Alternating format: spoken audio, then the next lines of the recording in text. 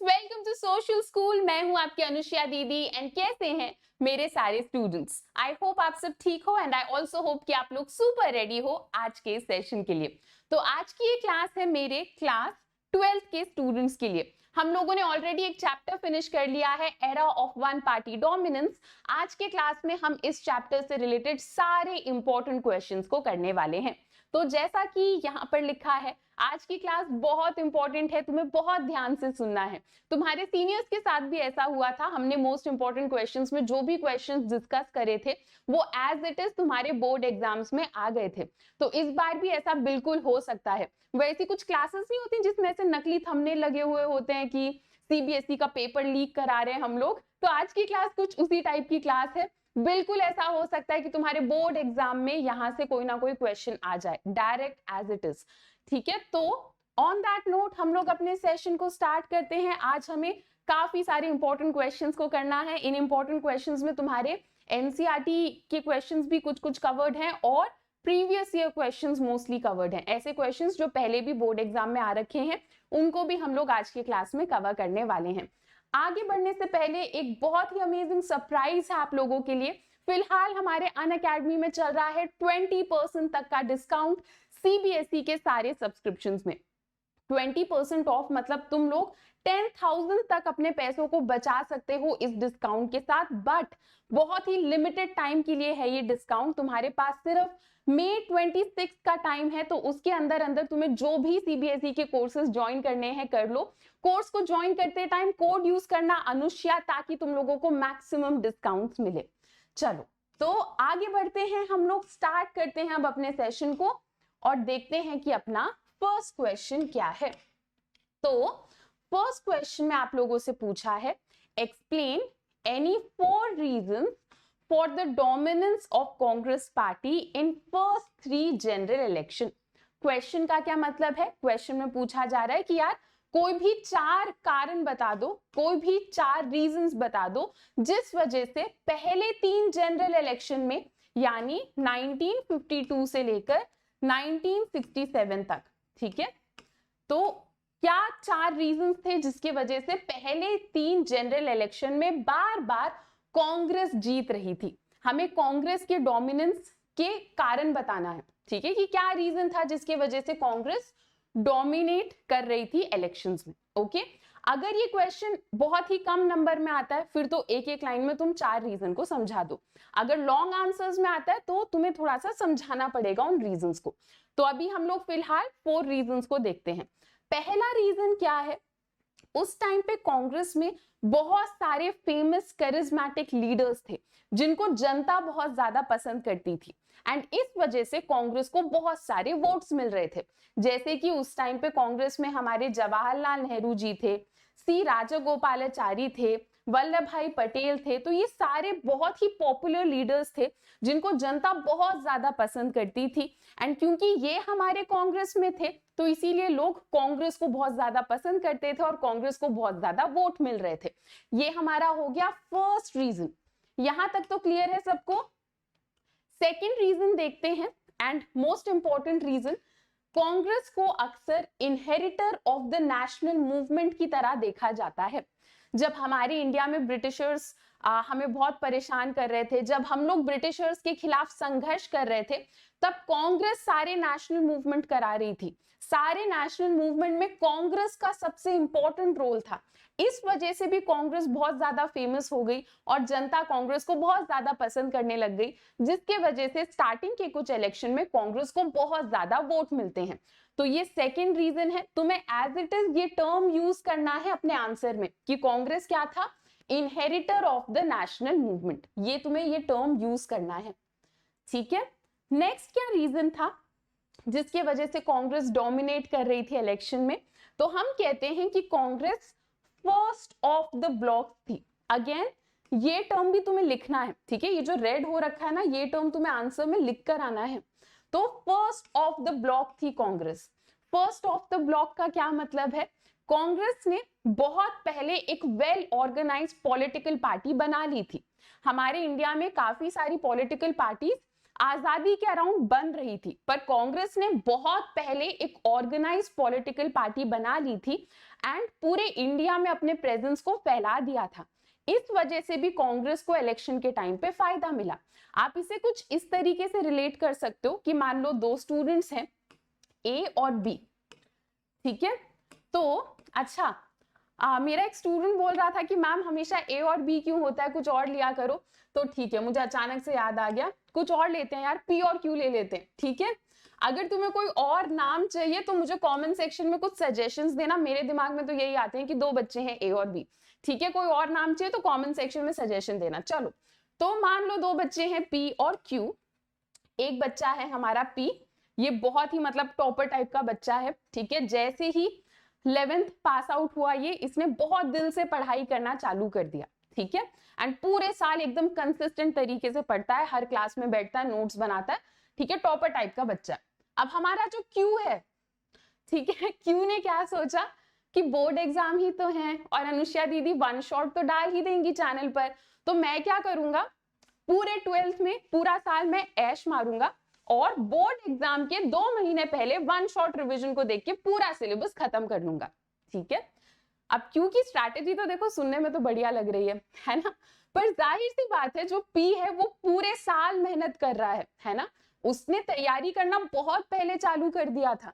अगर क्यू 2 महीने पहले 6-6 घंटे रोज पढ़ना चालू कर रहा है तो इसने पूरे साल 6 घंटे पढ़ाई करी है, ठीक है। पूरे साल में रोज एक एक दिन 6-6 घंटे पढ़ाई करी है। तो ऐसे में पी को एक फायदा होगा, है ना, एग्जामिनेशन टाइम में पी को एक फायदा मिलेगा, है ना, क्योंकि क्यों 1 महीने पहले सब कुछ याद करने बैठ रहा है तो उसे दिक्कत आएगी, वो रिवाइज नहीं कर पाएगा, आंसर राइटिंग प्रैक्टिस नहीं कर पाएगा, प्रीवियस ईयर क्वेश्चंस करने का टाइम नहीं मिलेगा। पर पी को ये दिक्कत नहीं आएगी क्योंकि पी ने बहुत पहले तैयारी चालू कर दी थी। ऐसा ही कुछ हमारे कांग्रेस के साथ हुआ, क्योंकि कांग्रेस ने बहुत पहले ही एक प्रॉपर पॉलिटिकल पार्टी बना ली थी, तो कांग्रेस बाकी पॉलिटिकल पार्टीज के कंपैरिजन में रेस में काफी आगे चल रही थी। तो ये याद रहेगा तुम्हें, ये एक और रीजन है जिसकी वजह से हमारी कांग्रेस डोमिनेट कर रही थी इलेक्शंस को। आगे बढ़ते हैं, फोर्थ रीजन, 4 रीजंस पूछे थे ना, तो फोर्थ रीजन जिसकी वजह से कांग्रेस डोमिनेट कर रही थी इलेक्शन में वो क्या था, कांग्रेस उस टाइम पे ऑल इंक्लूसिव थी। ऑल इंक्लूसिव का क्या मतलब है, उस टाइम पे जो हमारी कांग्रेस थी, कांग्रेस में बहुत ज्यादा डाइवर्सिटी थी, अलग अलग कम्युनिटी के लोग थे हमारे कांग्रेस में, ठीक है। तो रिच लोग भी थे, पुअर लोग भी थे, अलग अलग कास्ट के, अलग अलग रिलीजन के भी लोग थे, अलग अलग कल्चर को फॉलो करने वाले लोग थे, जिसकी वजह से कांग्रेस को हम ऑल इंक्लूसिव कहते हैं। तो क्योंकि हर एक कम्युनिटी से कोई ना कोई था कांग्रेस में, तो इंडिया में हर एक कम्युनिटी में से कोई ना कोई कांग्रेस को वोट देता ही था। तो ये भी एक रीजन है जिसकी वजह से कांग्रेस बहुत बढ़िया कर रही थी स्टार्टिंग के 3 इलेक्शन में। तो ये हो गए तुम्हारे 4 रीजंस, ठीक है, ये हो गए तुम्हारे 4 रीजंस जिसके वजह से स्टार्टिंग के इलेक्शंस में हमारी कांग्रेस डोमिनेट कर रही थी। ये क्वेश्चन बिल्कुल आ सकता है तुम्हारे एग्जाम में, सो आई होप तुम्हें ये यहां तक तो क्लियर हो गया है, ठीक है। आगे बढ़ते हैं, अब हम लोग देखते हैं अपने नेक्स्ट क्वेश्चन को, ठीक है। चलो, तो मैं क्वेश्चन रीड कर रही हूं, फिर मैं तुम्हें समझाऊंगी question. Explain any 4 problems before the election commission of India for holding the first general election. 1952 में जब हमारा पहला इलेक्शन हुआ था, तब इलेक्शन कमीशन ने क्या 4 प्रॉब्लम्स फेस करी, है ना। हमने पढ़ा था ना कि हमें तो लग रहा था कि 1950 में ही कुछ महीनों के अंदर अंदर हमारा पहला इलेक्शन हो जाएगा, पर जब हम लोग इलेक्शन की तैयारी करने बैठते हैं तो हमें पता लगता है कि नहीं, इलेक्शन कराना इतना आसान काम नहीं है और इलेक्शन कमीशन के लोग बहुत सारी प्रॉब्लम्स को फेस करते हैं। तो तुम्हें उनमें से किसी भी 4 प्रॉब्लम के बारे में डिस्कस करना है, ठीक है। तो फर्स्ट प्रॉब्लम क्या फेस कर रही थी हमारी इलेक्शन कमीशन, वो डिस्कस करते हैं। तो इलेक्शन के टाइम पे हम लोग पूरे इंडिया को कॉन्स्टिट्यूएंसीज में डिवाइड करते हैं, है ना। मान लो ये हमारा पूरा इंडिया है, पूरे इंडिया में एक साथ इलेक्शन कराना मुश्किल हो जाता है, तो हम इंडिया को छोटे छोटे हिस्सों में बांट देते हैं इलेक्शन के टाइम पीरियड में, और इन छोटे छोटे हिस्सों को हम कहते हैं कॉन्स्टिट्यूएंसी, ठीक है। तो अब क्योंकि 1952 में पहली बार इलेक्शन हो रहा था, तो हमारी इलेक्शन कमीशन कॉन्स्टिट्यूएंसी की बाउंड्री डिसाइड कर रही थी। ठीक है, तो अक्सर कॉन्स्टिट्यूएंसी की बाउंड्री इस तरीके से बनाई जाती है कि लगभग हर एक कॉन्स्टिट्यूशन में सेम पॉपुलेशन के लोग हो। तो कॉन्स्टिट्यूएंसी की बाउंड्री डिसाइड करने में हमारे कॉन्स्टिट्यूएंसी की बाउंड्रीज को डिसाइड करने में हमारे इलेक्शन कमीशन को टाइम लग जाता है। इसी चीज को हम कहते हैं डीलिमिटेशन। ठीक है, तो पहला पॉइंट, पहली प्रॉब्लम जो कि हमारी इलेक्शन कमीशन फेस करती है वो क्या थी? वो था डीलिमिटेशन करना, यानी कॉन्स्टिट्यूएंसी की बाउंड्री बनाना। इजी, फर्स्ट पॉइंट हो गया। आ जाओ सेकंड पॉइंट डिस्कस करते हैं। सेकंड दिक्कत क्या फेस कर रहे थे ये लोग? इन्हें बनाना था इलेक्टोरल रोल। इलेक्टोरल रोल मतलब उस टाइम पे जो भी लोग वोट दे सकते हैं उनका नाम इन्हें लिस्ट में लिखना था। ठीक है, वोटर्स लिस्ट इन्हें बनाना था। अब क्योंकि ये लोग पहली बार बना रहे थे इलेक्टोरल रोल, तो इलेक्टोरल रोल बनाते टाइम इन लोगों ने बहुत सारी गलतियां करी। एक एग्जांपल मैं देती हूँ आप लोगों को कि क्या गलती करी इन लोगों ने। जैसे उस टाइम पे बहुत सारी विमेन भी वोट दे रहे थे। ठीक है, तो इन लोगों ने क्या करा, लिस्ट में विमेन का नाम नहीं लिखा। ठीक है, उसकी जगह इन्होंने क्या लिखा, डॉटर ऑफ या फिर वाइफ ऑफ करके छोड़ दिया। ठीक है, तो मान लो हमारी कोई क्या कहते हैं, मान लो कोई एक विमेन वोटर है एंड उनका नाम क्या रखें? ठीक है, मान लो हमने रख दिया रीता। ठीक है, तो रीता का नाम नहीं लिखा वोटर्स लिस्ट में, ऐसे लिख दिया कि मान लो रीता का कोई हस्बैंड है, क्या रखें यार हस्बैंड का नाम? रोहन।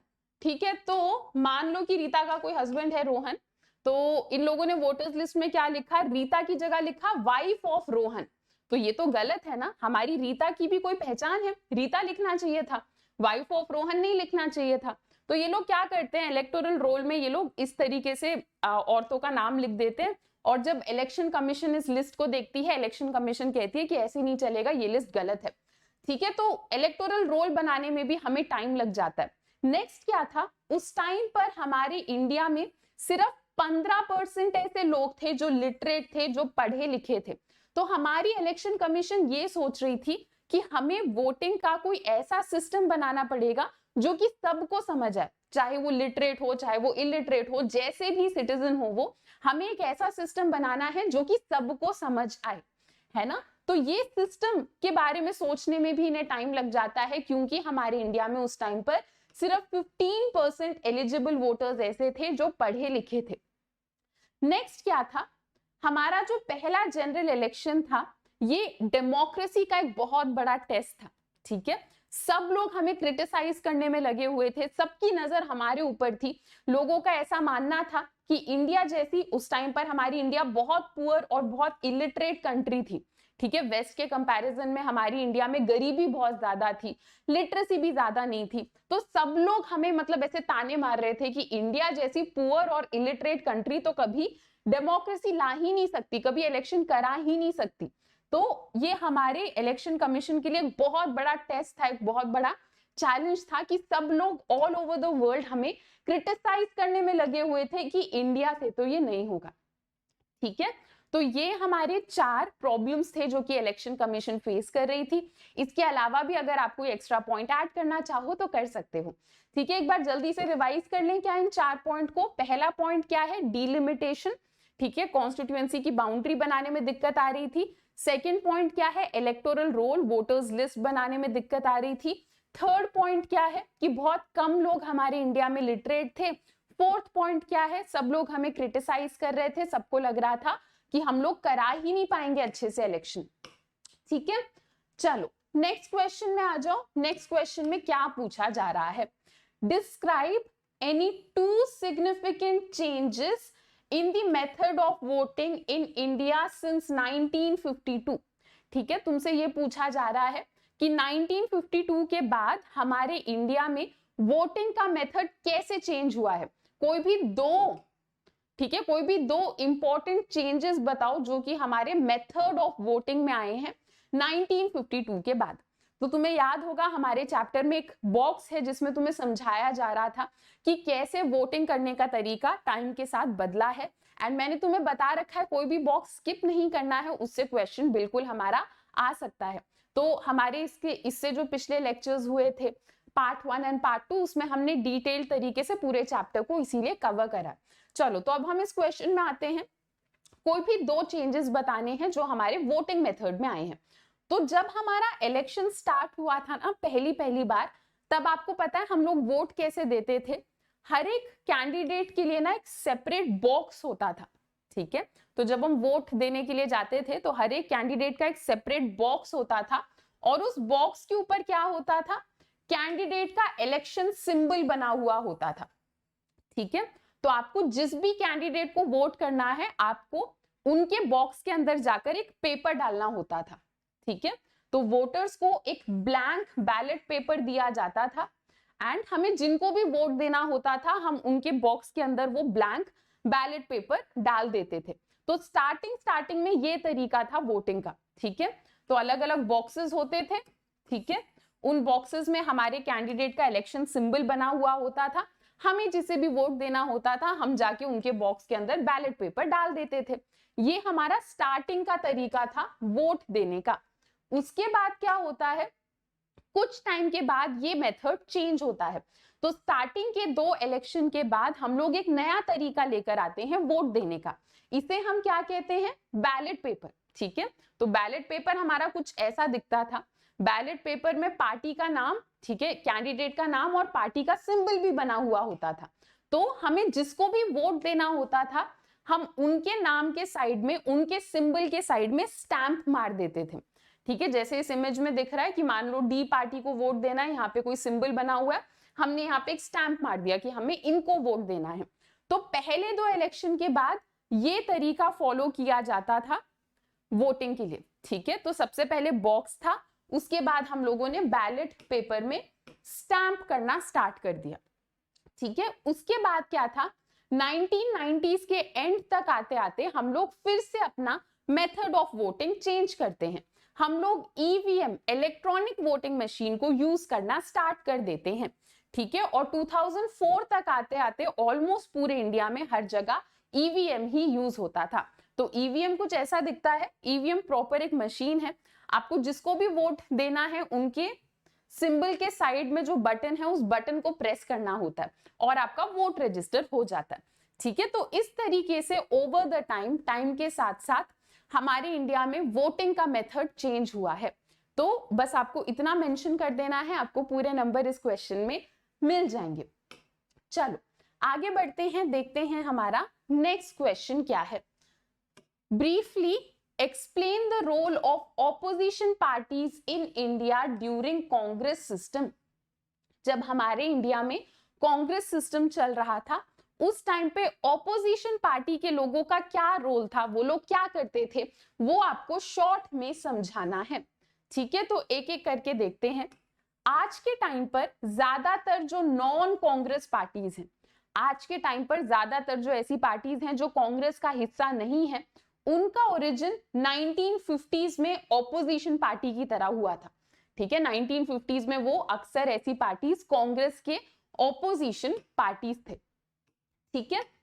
नेक्स्ट क्या बता रहे हैं तुम लोगों को, ये जो ऑपोजिशन पार्टीज थी उस टाइम पर, इन लोगों को ज्यादा वोट नहीं मिलते थे, है ना, क्योंकि हमने पढ़ा स्टार्टिंग में तो कांग्रेस ही हर जगह जीत रही थी, तो इन लोगों को ज्यादा वोट मिलते नहीं थे।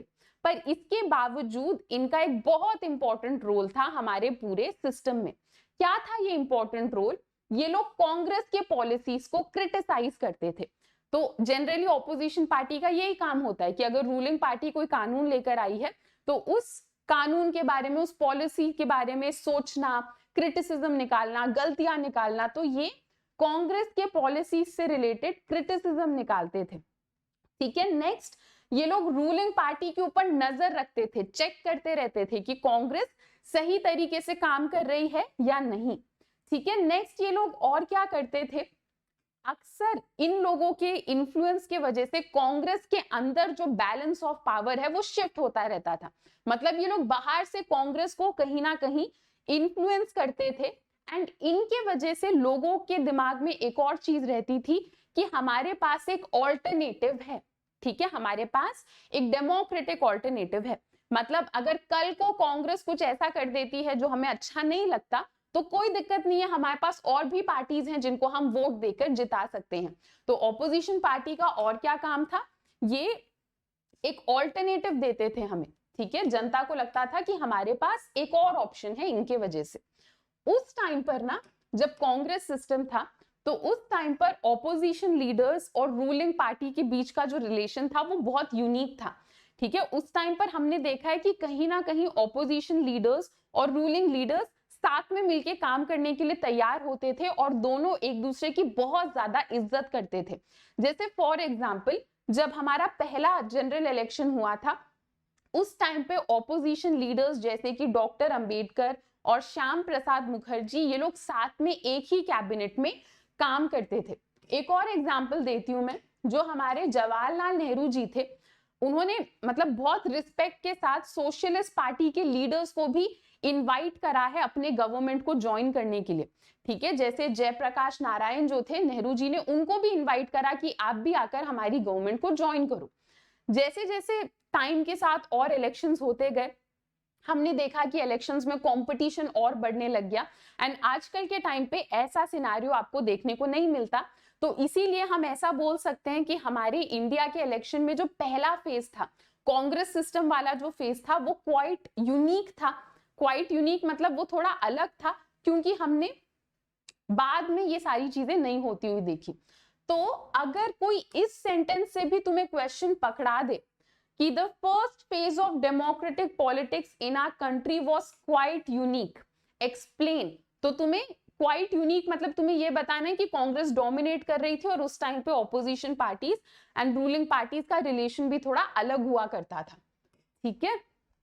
ओके, चलो नेक्स्ट क्वेश्चन में आ जाओ, देखते हैं हमारा नेक्स्ट क्वेश्चन क्या है। In what sense was Congress an ideological coalition? यहां तक क्वेश्चन को समझ लो। पहले तुमसे पूछ रहे हैं कि किस सेंस में हम ये कह सकते हैं कि कांग्रेस में तो आइडियोलॉजिकल कोएलिशन चल रहा था, ठीक है। ये फर्स्ट पार्ट है क्वेश्चन का। नेक्स्ट क्या बोल रहे हैं, mention the various ideological currents present with in the Congress. तुम्हें मेंशन भी करना है कि कांग्रेस के अंदर कौन से अलग अलग आइडियोलॉजी के लोग थे, ठीक है। सबसे पहले तो हम समझ लेते हैं कि आइडियोलॉजिकल कोएलिशन होता क्या है। मैंने तुम्हें बताया कि उस टाइम के कांग्रेस में बहुत ज्यादा डाइवर्सिटी थी, है ना। तो अगर ये कांग्रेस है तो कांग्रेस के अंदर छोटे छोटे ग्रुप्स हुआ करते थे, है ना, जिनको हम फैक्शंस कहते थे। अभी क्वेश्चन आएगा उससे रिलेटेड भी, ओके। एंड इन सारे फैक्शंस के लोगों के अलग अलग विचार होते थे, अलग अलग आइडियोलॉजीज होते थे। कुछ लोग कंजर्वेटिव होते थे, कंजर्वेटिव मतलब बहुत पुराने सोच विचार को लेकर चलते थे। पॉलिटिकल साइंस में तुम लोगों ने पढ़ रखा है कंजर्वेटिव, रेडिकल्स, मॉडरेट, ये सब पढ़ रखा है ना।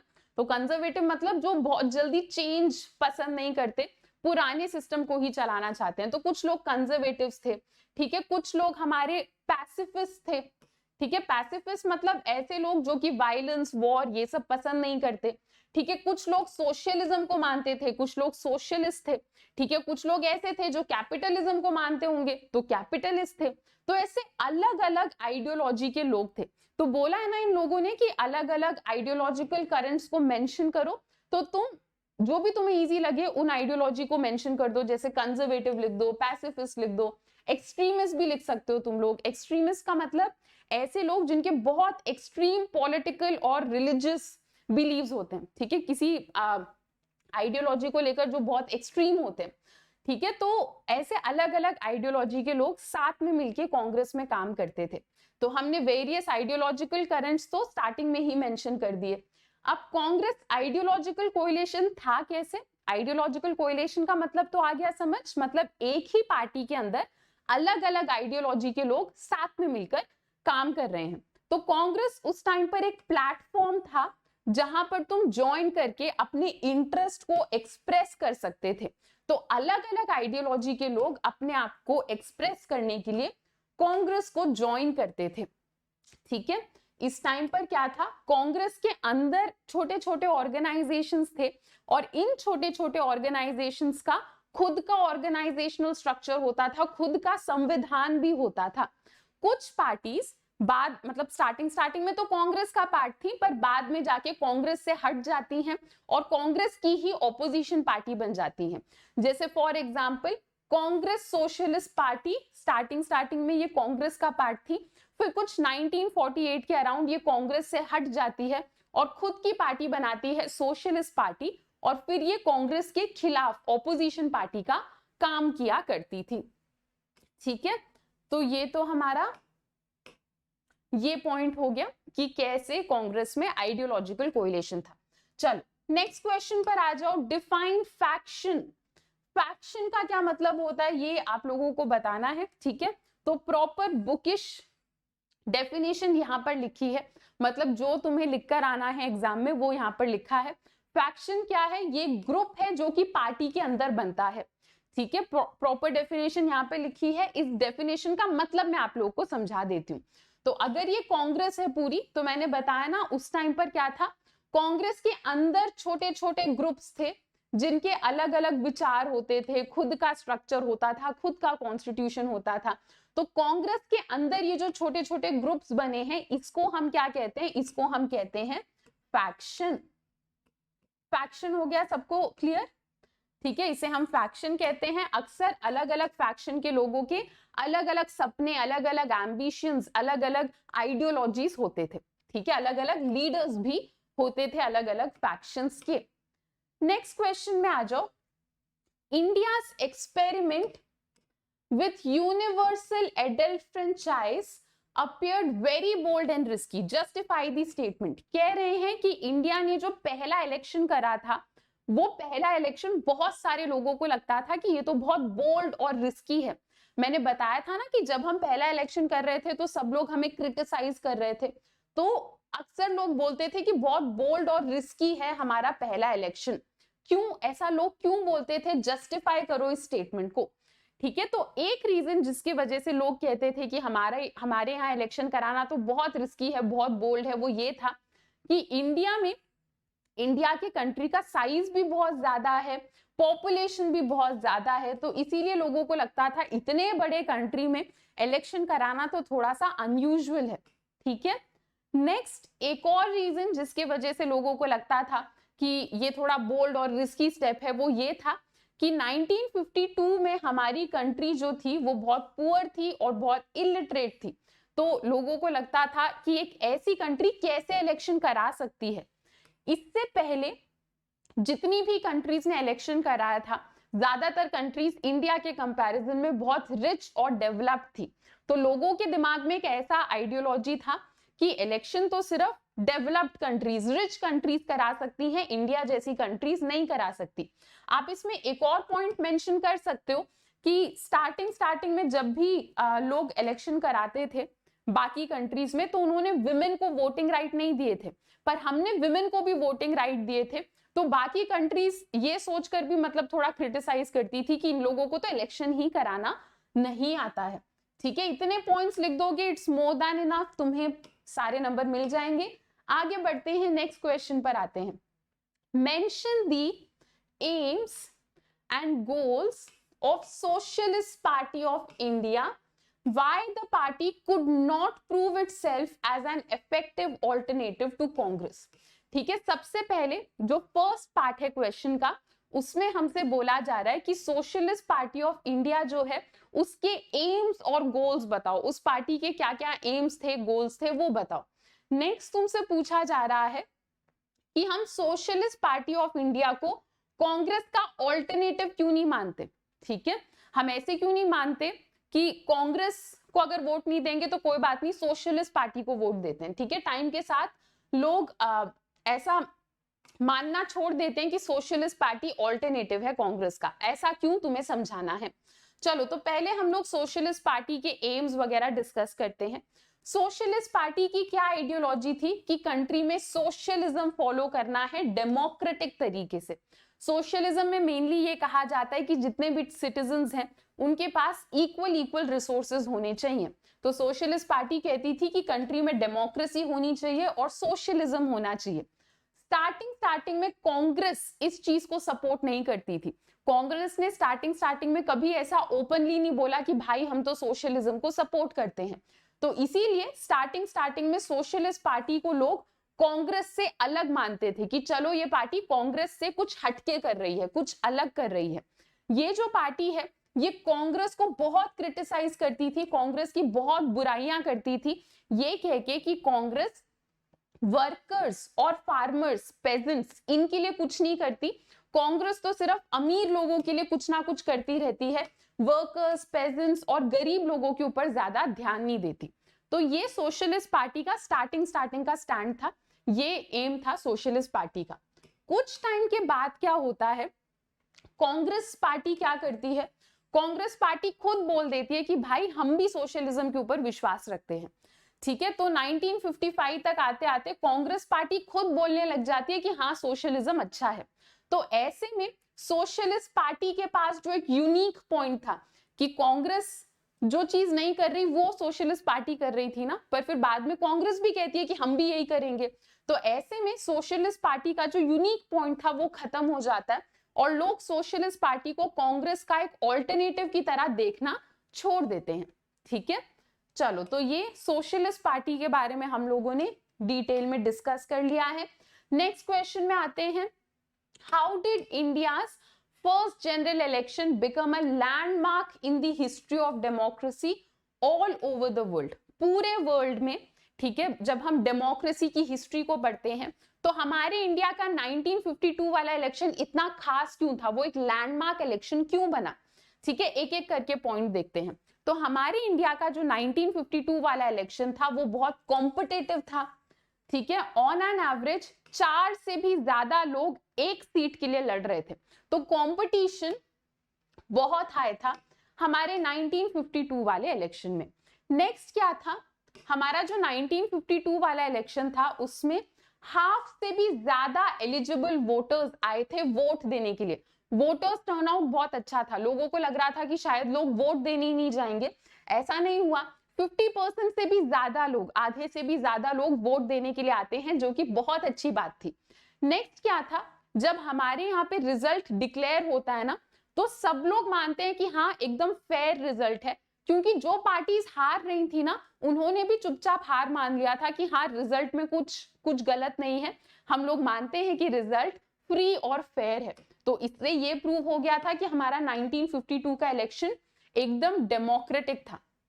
ठीक है, तो ये लैंडमार्क इलेक्शन क्यों बना, क्योंकि इस इलेक्शन के बाद हमने पूरे दुनिया में ये प्रूव कर दिया कि ऐसा नहीं है कि इलेक्शन और डेमोक्रेसी सिर्फ रिच और डेवलप्ड कंट्रीज के लिए है, पुअर और इलिटरेट कंट्रीज भी, लार्ज पॉपुलेशन वाली कंट्रीज भी बहुत आराम से डेमोक्रेसी को फॉलो कर सकती हैं।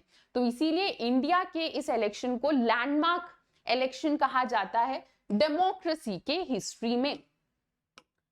ठीक है, यहां तक तो क्लियर है सबको, इजी लग रहा है सबको, इजी पीजी लेमन स्क्वीजी। ठीक है, चलो आगे बढ़ते हैं, नेक्स्ट क्वेश्चन देखते हैं। What would you consider as the main difference between other countries and India under one party domination? तो इंडिया में स्टार्टिंग में वन पार्टी डोमिनेशन चल रहा था, कांग्रेस बार बार जीत रही थी, और बाकी कंट्रीज में भी ऐसा हो रखा है कभी ना कभी कि वहां पर भी वन पार्टी डोमिनेशन था। तो उन बाकी कंट्रीज में और इंडिया में क्या फर्क है, हमें ये डिस्कस करना। तो देखो, हमारे यहाँ कांग्रेस बार बार जीत तो रही थी, पर कांग्रेस डेमोक्रेटिक तरीके से जीत रही थी। ठीक है, कांग्रेस कुछ मतलब अनफेयर मेथड से नहीं जीत रही थी, जनता सही में कांग्रेस को पसंद कर रही थी, इसीलिए कांग्रेस बार बार जीत रही थी। बाकी कंट्रीज में ऐसा नहीं था, बाकी कंट्रीज में जहां पर भी वन पार्टी डोमिनेंस चल रहा था वहां पर अक्सर कुछ ना कुछ डेमोक्रेसी को खतरा होता था। जैसे चाइना, क्यूबा और सीरिया जैसी कंट्री के संविधान में ही लिखा है कि भाई हम तो एक ही पार्टी के रूल को अलाउ करते हैं, एक ही पार्टी के रूल को एनकरेज करते हैं। हमारे कॉन्स्टिट्यूशन में ऐसा कुछ नहीं कहा गया है। ठीक है, इन लोगों का वन पार्टी सिस्टम होता है, हमारा कोई वन पार्टी सिस्टम नहीं है। बाकी कंट्रीज और हैं जैसे कि म्यांमार, बेलारूस, इजिप्ट, इरिट्रिया, यहाँ पर जब जब वन पार्टी सिस्टम चला है वो मिलिट्री मेजर्स के वजह से चला है, मतलब कोई मिलिट्री टेक ओवर या मिलिट्री के इन्वॉल्वमेंट की वजह से हुआ है। हमारे यहाँ ऐसा कुछ नहीं था, हमारे यहाँ एकदम डेमोक्रेटिक तरीके से कांग्रेस जीत रही थी। ठीक है, next Mexico, south Korea, Taiwan, यहाँ पर भी हम लोगों ने वन पार्टी डोमिनेशन देखा है। अगेन यहाँ पर भी डेमोक्रेटिक नहीं था। मेक्सिको के बारे में तो तुम्हें क्लास 9th में ही बताया जाता है कि एक पॉलिटिकल पार्टी थी PRI, जो बार बार मेक्सिको में जीत रही थी करप्शन करके। हमारे इंडिया में ऐसा कुछ नहीं था, तो हम इन कंट्री से भी अलग थे। क्यों? क्योंकि हमारे यहाँ पर कांग्रेस डेमोक्रेटिक तरीके से, मतलब सही तरीकों को यूज करके बार बार इलेक्शंस को जीत रही थी। ठीक है, नेक्स्ट क्या है, याद रखना कि अगर तुम्हें कांग्रेस को, इंडिया को किसी और कंट्री के साथ कंपेयर करना ही है इस एस्पेक्ट में, तो तुम साउथ अफ्रीका के साथ कंपैरिजन कर सकते हो। जैसे हमारी इंडिया में बार बार कांग्रेस जीत रही थी क्योंकि कांग्रेस का बहुत इंपॉर्टेंट रोल था हमारे नेशनल स्ट्रगल में, वैसे ही साउथ अफ्रीका में अफ्रीकन नेशनल कांग्रेस बार बार जीत रही थी क्योंकि इस पार्टी का बहुत इंपॉर्टेंट रोल था साउथ अफ्रीका में से अपार्थाइड सिस्टम को हटाने में। ओके, तो अगर हम प्रॉपर कंपैरिजन कर ही रहे हैं तो इंडिया और साउथ अफ्रीका की कहानी कुछ कुछ सेम है। बाकी कंट्रीज में तो डेमोक्रेसी ही नहीं थी, कुछ कुछ गलत चल रहा था, इसलिए कोई और पार्टी बार बार जीत रही थी इलेक्शन को। नेक्स्ट, डिफरेंसेस बेस्ड क्वेश्चन आ सकते हैं तुम्हारे, जैसे कि सोशलिस्ट पार्टी और कम्युनिस्ट पार्टी में डिफरेंस बताओ। तो तुम लोग आइडियली ऐसे ही एक बॉक्स बनाना, बहुत ज्यादा टाइम मत लेना बॉक्स बनाने में अपने बोर्ड एग्जाम में। तुम लोग पेज के बीच में एक सीधी लाइन खींच दो तो भी चलेगा, उतना काफी है। ठीक है, पता चले तुम लोग बॉक्स को सजाने में लगे हुए हो बोर्ड एग्जाम में और सारा टाइम निकल जाए। चलो, तो सोशलिस्ट पार्टी और कम्युनिस्ट पार्टी में डिफरेंस देखते हैं। ठीक है, पहले सोशलिस्ट पार्टी का सब देख लेंगे और उसके बाद कम्युनिस्ट पार्टी का डिस्कस करेंगे। सोशलिस्ट पार्टी डेमोक्रेटिक सोशलिज्म के ऊपर विश्वास रखती है। ठीक है, सोशलिस्ट पार्टी कहती है कि हमें डेमोक्रेसी भी चाहिए और सोशलिज्म भी चाहिए। सोशलिज्म मतलब सिटीजन्स जितने हैं उन सबको बराबर बराबर रिसोर्सेज दो। ठीक है, नेक्स्ट क्या था, सोशलिस्ट पार्टी कांग्रेस का ही पार्ट थी काफी लंबे टाइम तक। उसके बाद आजादी मिल जाती है हमें 1947 में, उसके कुछ टाइम बाद 1948 में सोशलिस्ट पार्टी कांग्रेस से अलग चली जाती है। ठीक है, नेक्स्ट क्या बोला जा रहा है, सोशलिस्ट पार्टी ने बहुत बार स्प्लिट करा है, बहुत बार कुछ ना कुछ रियूनियन करा है, बहुत सारी पार्टी सोशलिस्ट पार्टी से हटकर अलग चली गई हैं। ठीक है, तो ये सोशलिस्ट पार्टी के हमने 3 पॉइंट देख लिए। नेक्स्ट यहां पर आ जाओ, कम्युनिस्ट पार्टी देखते हैं। कम्युनिस्ट पार्टी के लोग कम्युनल सोशलिज्म के ऊपर विश्वास रखते हैं। कम्युनल सोशलिज्म में कहा जाता है कि गवर्नमेंट को सब कुछ संभालने दो। ठीक है, जो भी गवर्नमेंट है, गवर्नमेंट को सब कुछ ओन करने दो। ठीक है, प्राइवेट इंडिविजुअल्स को उतना एंकरेज नहीं करा जाता। नेक्स्ट, कम्युनिस्ट पार्टी जो है ये भी कांग्रेस का ही पार्ट थी, पर इन्होंने आजादी से पहले ही ये लोग कांग्रेस से बिछड़ गए थे। दिसंबर 1941 में ही ये लोग कांग्रेस से अलग हो गए थे। सोशलिस्ट पार्टी 1948 में अलग हुई थी। ठीक है, नेक्स्ट जैसे हमने डिस्कस करा ना, सोशलिस्ट पार्टी में तो बहुत सारे स्प्लिट्स हुए थे। कम्युनिस्ट पार्टी में एक ही बार एक स्प्लिट हुआ था 1964 में, जब CPI और CPIM बना था, है ना। कुछ लोग ऐसे थे जो रशिया के कम्युनलिज्म को पसंद करते थे, कुछ लोग ऐसे थे जो चाइना के कम्युनिज्म को पसंद करते थे, तो इसीलिए लोगों का स्प्लिट हो जाता है। तो एक ही मेजर स्प्लिट हुआ है, इनके यहाँ तो बहुत सारे स्प्लिट हो रखे हैं। तो ये सोशलिस्ट पार्टी और कम्युनिस्ट पार्टी के बीच में डिफरेंस हो गया। आगे बढ़ते हैं, एक और डिफरेंस देख लेते हैं, भारतीय जनसंघ और स्वतंत्रा पार्टी के बीच में डिफरेंस। भारतीय जनसंघ और स्वतंत्रा पार्टी के बीच में डिफरेंस। ठीक है, तो अच्छा, तुम्हारा ना एक और क्वेश्चन आ सकता है ऐसे कि अगर इंडिया में स्टार्टिंग के इलेक्शन में कांग्रेस की जगह भारतीय जनसंघ जीती होती तो वो इंडिया में क्या करती। अगर ऐसा क्वेश्चन आएगा तो तुम्हें कुछ नहीं करना, घबराना नहीं। इस टाइप के क्वेश्चन को देखकर तुम्हें भारतीय जनसंघ की आइडियोलॉजी बता देनी है कि क्योंकि इनकी आइडियोलॉजी ऐसी थी तो ये लोग ये चीजें करते हैं हमारी कंट्री में। ठीक है, अगर क्वेश्चन थोड़ा घूम कर आ जाए कि स्वतंत्रता पार्टी क्या करती तो तुम्हें ये बता देना है। ठीक है, चलो, तो भारतीय जनसंघ में क्या था, ये लोग idea of one nation one culture and one country मानते थे। ये लोग मानते थे कि हमारा एक ही नेशन है तो सबका एक ही कल्चर होना चाहिए, एक ही हमारी कंट्री है। नेक्स्ट, ये लोग ऐसा मानते थे कि इंडिया और पाकिस्तान को रीयूनाइट कर लेना चाहिए, तो ये अखंड भारत के ऊपर विश्वास रखते थे। नेक्स्ट क्या था, इनका मानना था कि अगर तुम्हें कंट्री में डेवलपमेंट लाना है तो एक ही तरीका है, तुम्हें इंडिया के कल्चर्स और ट्रेडिशन को एनकरेज करना होगा। नेक्स्ट, स्वतंत्रता पार्टी क्या कहती है, ये एक ऐसी, ठीक है, ये एक ऐसा सिस्टम बनाना चाहती है जहां पे गवर्नमेंट ज्यादा इन्वॉल्व ना हो इकोनॉमी को कंट्रोल करने में। ठीक है, ये लोग मानते थे कि इकोनॉमी में गवर्नमेंट का ज्यादा रोल नहीं होना चाहिए। नेक्स्ट, हमारी जो गवर्नमेंट है वो नॉन अलाइनमेंट प्रैक्टिस करती थी। नॉन अलाइनमेंट मतलब उस टाइम पे कोल्ड वॉर चलता था, है ना, यूएसए और यूएसएसआर के बीच में लड़ाई चलती थी, तो हम लोग नॉन अलाइंड रहते थे। नॉन अलाइंड मतलब हम लोग ना ही यूएसए की साइड लेते थे, ना ही हम लोग सोवियत यूनियन की साइड लेते थे। तो ये लोग क्या थे, ये पार्टी कहती थी कि नॉन अलाइनमेंट गलत है, ठीक है, और इन्हें ये भी अच्छा नहीं लगता था कि हम लोग सोवियत यूनियन के साथ थोड़ा फ्रेंडली होते थे।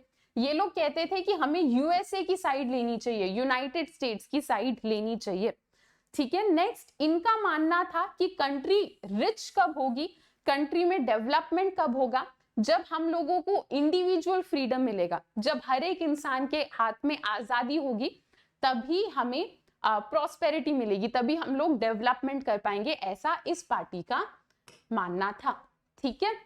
चलो, तो इसी के साथ हमने मोस्ट इंपॉर्टेंट क्वेश्चंस को डिस्कस कर लिया है। ये तो तुम्हारे लॉन्ग आंसर्स थे। अगर तुम एमसीक्यू को डिस्कस करना चाहते हो तो हर संडे हमारी लाइव क्लास होती है अनअकैडमी के ऐप पर, ठीक है।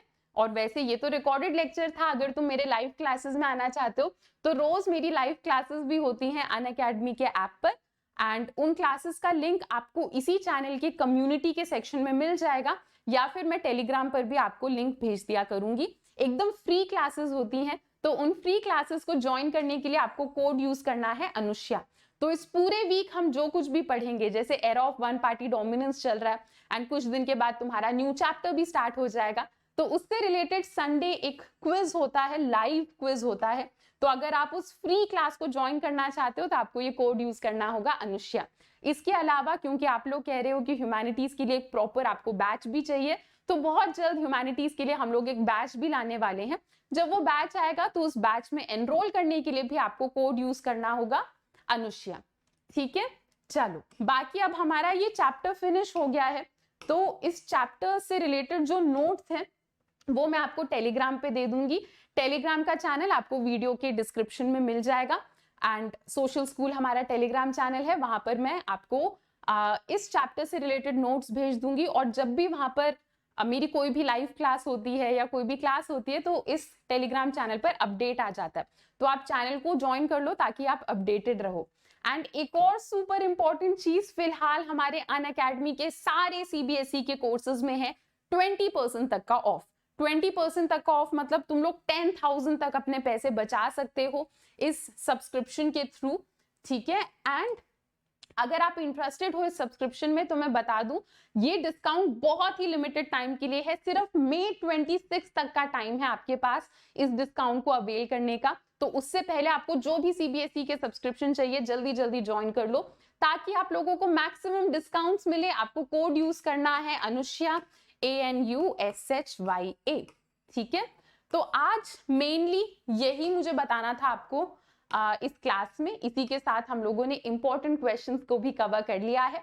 अगर आपको ये वीडियो अच्छी लगी तो वीडियो को लाइक करो, चैनल को सब्सक्राइब करो और अपने सारे क्लासमेट्स के साथ इस वीडियो को शेयर करो। सबको बताओ कि इस चैनल पर ह्यूमैनिटीज की भी तैयारी होती है। चलो स्टूडेंट्स, तो अब हम लोग नेक्स्ट लेक्चर में मिलते हैं। दैट्स इट फॉर नाउ, मिलते हैं अपने नेक्स्ट लेक्चर में। Till then, bye bye, take care and thank you.